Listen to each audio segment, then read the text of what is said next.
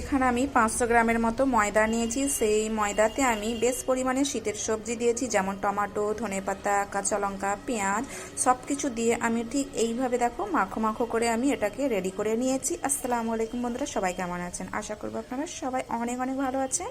আমিও আপনাদের ভালোবাসায় অনেক ভালো আছি। তো এখন বাজে 7টা, সন্ধ্যে 7টা। তো তার জন্য আমি একটা নাস্তা বানাবো, সেই জন্য এই রেসিপিটা করেছি। সবসময় তো আর রুটি আর পাওয়াটা ভালো লাগে না, তো সেই জন্য আমি এটা আজকে বানিয়ে নিয়েছি। এবার আমি সব এক এক করে ভেজে নেবো, আপনারা পাশে থাকুন। এই দেখুন বন্ধুরা, আমি একটা প্রথমে দিয়ে দিলাম। এই দেখুন বন্ধুরা, প্রথমে আমার একটা হয়েছে। এইভাবে আমি এক এক করে সবগুলোকে ভেজে নেব। এই দেখুন বন্ধুরা, এক এক করে আমার সবগুলো ভাজা হয়ে গিয়েছে। দেখতে পাচ্ছেন কত সুন্দরভাবে আমার ভাজা হয়েছে। এতে একটা জিনিস আমি অ্যাড করেছিলাম, ডিম। একটা ডিম অ্যাড করেছি, সেটা আপনাদেরকে আমার বলাই হয় না। যদি ভালো লাগে ভিডিওটা অবশ্যই আমাকে লাইক কমেন্ট করবেন। বাই, খোদা হাফেজ।